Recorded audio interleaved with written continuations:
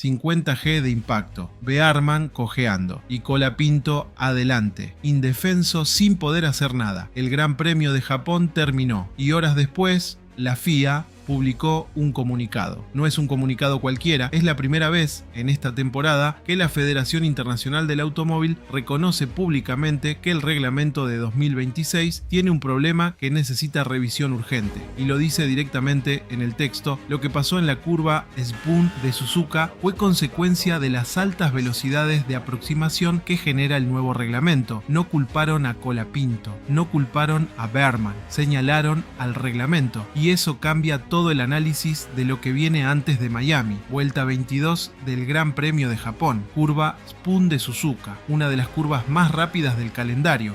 Colapinto circulaba en modo de recuperación de batería. Su coche iba a velocidad reducida porque el sistema estaba absorbiendo energía en esa zona del trazado. Era completamente legal, era exactamente lo que el reglamento permite, era lo mismo que había hecho en la vuelta anterior. Bearman venía por detrás y activó el modo impulso, el modo Z. Su coche recibió un chorro de potencia eléctrica adicional que lo llevó a una velocidad 45 km por hora mayor que la de Colapinto. Según algunos medios, la diferencia llegó a los 80 km por hora en el momento del impacto. Bearman no podía frenar en ese espacio. Giró a la izquierda para evitar a Colapinto. Salió al pasto, perdió el control, impactó contra las barreras a 308 km por hora. 50 GE de fuerza. Nadie resultó gravemente herido. Bearman tuvo una contusión en la rodilla. Colapinto estaba adelante y no sufrió daños. Pero lo que esa imagen mostró al mundo entero es algo que los pilotos llevan meses advirtiendo. El reglamento de 2026 crea situaciones donde dos coches en el mismo punto del circuito pueden ir a velocidades radicalmente diferentes sin que ninguno de los dos haya cometido un error. Y la FIA lo reconoció, por escrito, con comunicado oficial. Pero antes, si sos nuevo en el canal, suscríbete ahora mismo y deja tu like. Este canal cubre las noticias como nadie más te dice en la Fórmula 1, sin filtros, sin relatos falsos, con todo lo que los medios grandes no te dicen. El like ayuda al algoritmo de YouTube para que este video pueda llegar a más gente, así que deja tu like ahora, mientras arrancamos con el análisis de hoy. Antes de entrar al comunicado de la FIA, hay que entender por qué este incidente fue diferente a todos los anteriores. No es que nunca hubiera habido diferencias de velocidad peligrosas en la Fórmula 1, siempre existieron, pero con el reglamento de 2026 el fenómeno cambió de naturaleza. En los reglamentos anteriores, la diferencia de velocidad entre coches en el mismo punto era predecible. Un coche rápido alcanzaba a uno lento. El piloto de atrás veía que se acercaba, calculaba, decidía cuándo atacar. Con el reglamento de 2026, donde la relación entre la potencia del motor de combustión y la eléctrica es de 50 a 50, esa predictibilidad desapareció. Un coche puede estar en modo de recuperación, yendo 50 km por hora más lento de lo normal, sin que haya ninguna señal visible para el piloto de atrás. Y en el momento en que ese piloto de atrás activa el modo impulso, la diferencia explota en fracciones de segundo. No hay tiempo para frenar, no hay tiempo para maniobrar, solo hay tiempo para elegir entre estrellarse con el coche de adelante o tirarse para el costado. Bearman eligió tirarse para el costado y aún así terminó contra el muro. El propio Bearman lo dijo después del accidente con una claridad que el paddock necesitaba escuchar. Dijo que ese fue un resultado realmente desafortunado de una diferencia de velocidad masiva que nunca habíamos visto antes en la Fórmula 1 hasta estas nuevas regulaciones, y agregó que como grupo habían advertido a la FIA sobre lo que podía pasar, habían advertido, y ocurrió. La FIA publicó el comunicado horas después de terminar el Gran Premio de Japón. Vamos a analizarlo parte por parte porque cada frase tiene un peso específico. La primera parte del comunicado dice: tras el accidente en el que se vio involucrado Oliver Bearman en el Gran Premio de Japón y la contribución de las altas velocidades de aproximación al accidente, la FIA desea ofrecer las siguientes aclaraciones. El término clave ahí es contribución de las altas velocidades de aproximación. La FIA está diciendo explícitamente que las velocidades de aproximación fueron un factor que contribuyó al accidente. No están hablando de un error del piloto, están hablando de un problema sistémico del reglamento. La segunda parte dice: desde su introducción, el reglamento de 2026 ha sido objeto de debates continuos entre la FIA, los equipos, los fabricantes de unidades de potencia, los pilotos y la FOM. Por su diseño, este reglamento incluye una serie de parámetros ajustables. en particular en relación con la gestión de la energía, que permiten la optimización basada en datos del mundo real. Eso es la FIA diciéndole al mundo que al de la temporada se llevaría a cabo una evaluación estructurada para que se puedan recopilar y analizar suficientes datos. Por lo tanto, se han programado varias reuniones en abril para evaluar el funcionamiento del nuevo reglamento y determinar si es necesario introducir alguna mejora. Reuniones en abril, con el calendario parado por las cancelaciones de Bahrein y Arabia Saudita. 5 semanas para revisar, discutir y decidir si el reglamento necesita cambios antes de Miami. La cuarta parte dice: cualquier posible ajuste, especialmente los relacionados con la gestión de la energía, requiere una simulación cuidadosa y un análisis detallado. La FIA seguirá trabajando en estrecha y constructiva colaboración con todas las partes interesadas para garantizar el mejor resultado posible para el deporte, y la seguridad seguirá siendo siempre un elemento fundamental de la misión de la FIA. Eso no es un compromiso concreto, es una promesa de proceso, pero en el contexto de lo que acaba de pasar en Suzuka, incluso esa promesa de proceso tiene peso. Y el cierre. En esta fase, cualquier especulación sobre la naturaleza de los posibles cambios sería prematura. Se comunicarán más novedades a su debido tiempo. En palabras simples, no saben todavía qué van a cambiar, pero van a cambiar algo. El comunicado de la FIA no llegó de la nada, llegó después de meses de advertencias de los pilotos que el sistema de gestión de energía creaba situaciones peligrosas, y esas advertencias fueron ignoradas hasta que el accidente las volvió imposibles de ignorar. Bearman lo dijo con la mayor claridad posible: como grupo habíamos advertido a la FIA lo que podía pasar, y este fue un resultado realmente desafortunado. Carlos Sainz, que es uno de los representantes más articulados del paddock en este tipo de debates, fue todavía más directo. Dijo que como GPDA, la asociación de pilotos de Gran Premio, le habían advertido a la FIA que estos accidentes iban a pasar, que si no cambiaban algo pronto iba a volver a pasar, y que esperaba que Suzuka sirviera de ejemplo. Añadió que en Suzuka había una zona de escape cuando Bearman perdió el control, pero preguntó qué pasaría con estas diferencias de velocidad en Bakú, o en Singapur, o en Las Vegas, circuitos sin esas zonas de escape. Verstappen lo había dicho antes de la carrera y lo repitió después. Un piloto se queda completamente sin potencia y el otro usa el modo Z. La diferencia puede ser de 50 o 60 km por hora. Es una diferencia enorme. Se puede producir un accidente grave. Alonso lo había anticipado antes de que saliera el semáforo del Gran Premio de Japón. Dijo que los adelantamientos que hay ahora son sin querer, que de repente te encontrás con una batería superior al coche que tenés adelante, y que o te estrellás contra él o lo adelantás. Que es una maniobra de evasión más que un adelantamiento. Alonso lo dijo antes de la carrera, y unas horas después ocurrió exactamente lo que describió. Y Andrea Stella, el jefe de McLaren, dijo algo que resume todo el fracaso del proceso de comunicación entre los pilotos y la FIA. Dijo que el accidente de Bearman no fue una sorpresa, que ya lo habían dicho en los test, que estaba en la agenda de la FIA en cuanto a los aspectos del reglamento que debían mejorarse, que no querían esperar a que ocurrieran incidentes para tomar medidas. El problema es que esperaron y el incidente ocurrió. Hay algo muy importante que el comunicado de la FIA hace de manera implícita, aunque no lo diga con esas palabras exactas. Al señalar que las altas velocidades de aproximación del reglamento de 2026 fueron un factor que contribuyó al accidente, la FIA está confirmando que lo que generó el incidente no fue un error de ninguno de los dos pilotos. No fue Colapinto haciendo algo incorrecto, estaba en modo de recuperación de batería, exactamente como el reglamento permite. Komatsu, el jefe de equipo de Haas, lo exoneró públicamente. Dijo que Colapinto siempre hacía lo mismo en esa zona, que en la vuelta anterior su velocidad era exactamente la misma, que no hizo nada diferente, que no fue culpa suya en absoluto. No fue Bearman cometiendo un error de cálculo burdo. Tenía los datos de la vuelta anterior. El GPS le mostraba que había una diferencia de velocidad, y aún así activó el modo impulso porque los datos de la vuelta anterior le decían que era una diferencia manejable. Lo que no podía saber es que en ese preciso segundo la diferencia iba a ser el doble. Eso es exactamente el problema que el reglamento creó. Una situación donde la misma maniobra, que es segura en una vuelta, se convierte en potencialmente mortal en la siguiente, dependiendo de variables que ningún piloto puede controlar ni anticipar completamente. La agencia Bullet Sports Management que representa a Colapinto, lo dijo en su comunicado oficial: Franco no tuvo la culpa, fue consecuencia de las nuevas normas de gestión de energía, como confirmó el comunicado oficial de la FIA.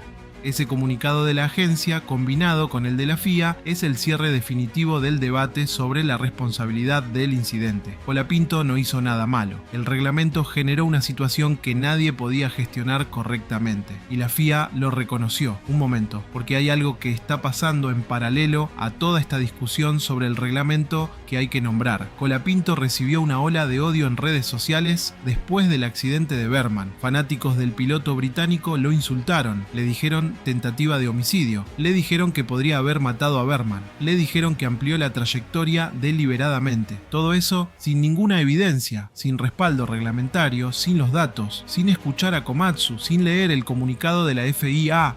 Eso no es análisis, eso es el costado más oscuro del fanatismo en el deporte, y vale la pena nombrarlo porque el nivel de hostigamiento fue suficientemente grave como para que la agencia de Colapinto publicara un comunicado de defensa públicamente, algo que no ocurre todos los días. El propio Colapinto, según la agencia, está bien, es más fuerte de lo que creen, pero que un piloto de 22 años en su primera temporada completa, que hizo exactamente lo que el reglamento permite, tenga que bancarse ese nivel de ataques después de una carrera donde tampoco pudo sumar puntos, dice algo sobre el estado del debate público alrededor de la Fórmula 1. La información existe, el comunicado de la FIA existe, la declaración de Komatsu existe, los datos existen.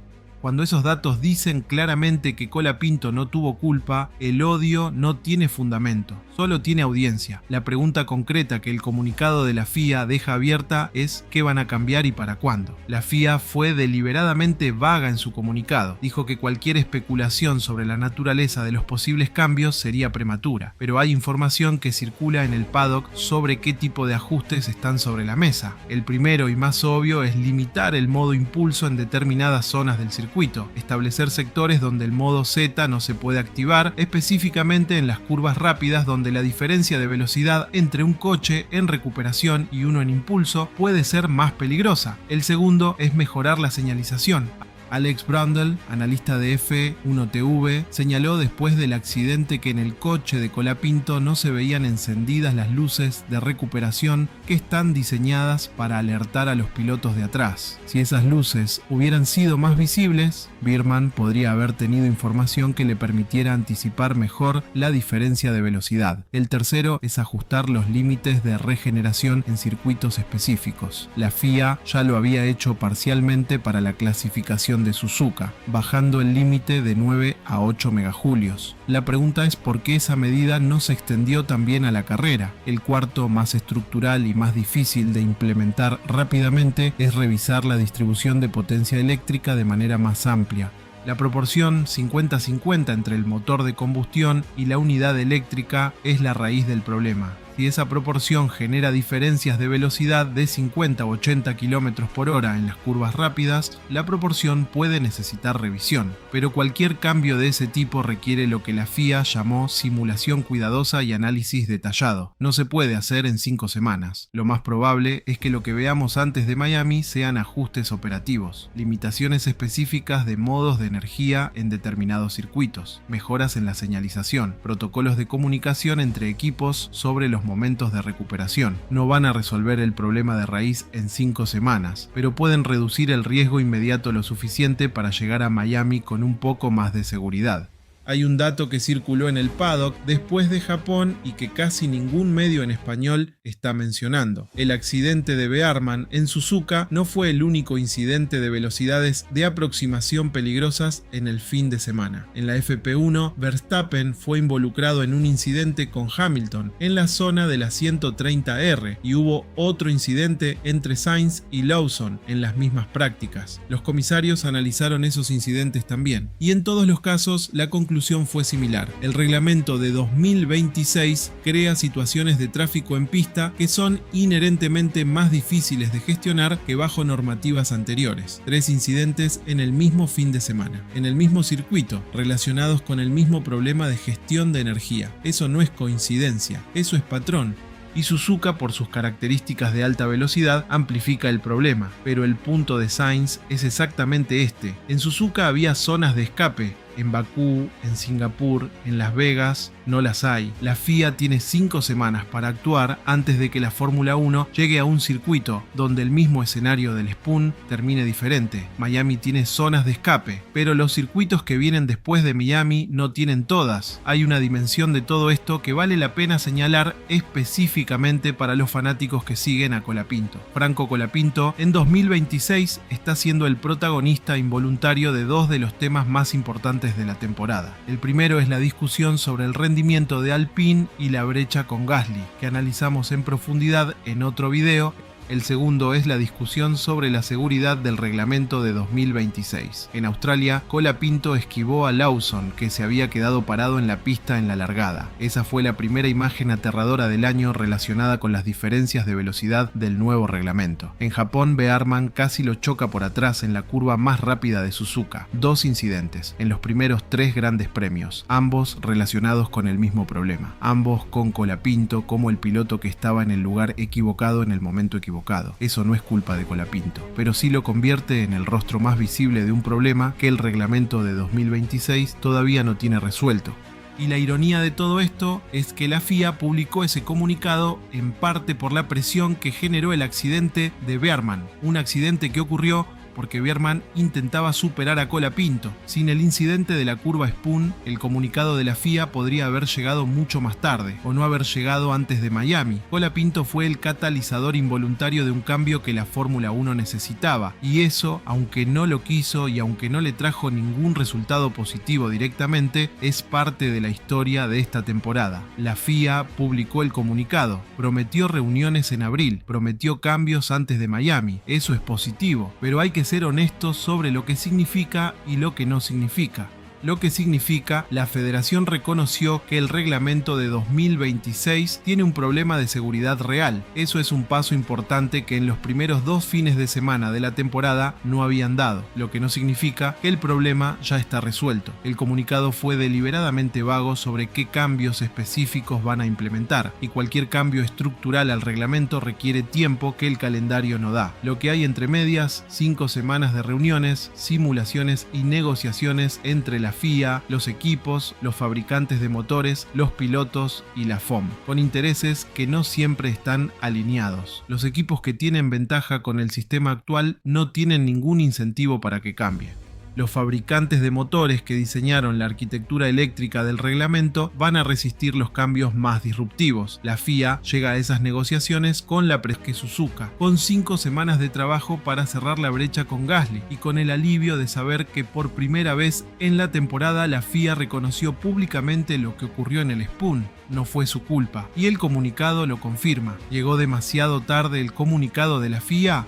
Nuestra posición. Sí, los pilotos llevaban meses advirtiendo. Bearman dijo explícitamente que como grupo le habían advertido a la FIA lo que podía pasar. Stella dijo que el accidente no fue una sorpresa. Si había suficiente información para saber que esto podía pasar, ¿por qué esperaron el accidente para reaccionar? ¿Vos qué pensás? ¿La FIA actuó a tiempo o llegó tarde? Comentá. ¿Los cambios que vienen antes de Miami van a ser suficientes? Nuestra posición, probablemente no para resolver el problema de raíz, pero sí para reducir el riesgo inmediato, ajustes operativos en los modos de energía, mejora de la señalización, limitaciones específicas por zonas del circuito. Eso puede comprar tiempo, pero la proporción 50-50 que genera estas diferencias de velocidad extremas va a seguir siendo el elefante en el cuarto. El odio que recibió Colapinto en redes fue el peor momento para un argentino en la F1 en mucho tiempo. Nuestra posición fue injusto y tuvo impacto real. El piloto no hizo nada mal, los datos lo confirman, la FIA lo confirma, Komatsu lo confirma. Que aún así haya tenido que bancarse ese nivel de hostigamiento dice algo sobre la cultura de las redes sociales en el deporte de alta performance, y la Fórmula 1 tiene que tener una conversación seria sobre cómo protege a sus pilotos de ese tipo de ataques. ¿Puede la Fórmula 1 correr en Bakú, Singapur o Las Vegas con este reglamento sin que ocurra un accidente más grave que el de Bearman? Nuestra posición es la pregunta más difícil. Sainz ya la hizo. En Suzuka había zona de escape, en esos circuitos no hay. Si el problema de fondo no se resuelve antes de que la Fórmula 1 llegue a esos circuitos, el escenario que vivimos en el Spoon puede terminar diferente. La FIA tiene 5 semanas para demostrar que entiende la gravedad de lo que está en juego. Comentá qué pensás. ¿Es suficiente con ajustes menores o el reglamento necesita un cambio más estructural? Si este análisis te pareció importante, si entendés mejor ahora por qué el comunicado de la FIA importa y qué significa para Colapinto y para la temporada, deja tu like. Y si todavía no estás suscrito, es el momento. Las novedades de las reuniones de abril salen en tiempo real. 5 semanas de reuniones. Un comunicado de la FIA que prometió cambios. Un Colapinto que va a Miami con el respaldo de que la federación reconoció que no tuvo culpa. ¿Qué sale de esas reuniones? ¿Qué cambia antes de Miami? ¿Y cómo afecta eso a las chances de Colapinto de puntuar en Florida? El análisis completo del Gran Premio de Miami sale antes del 3 de mayo. No te lo pierdas.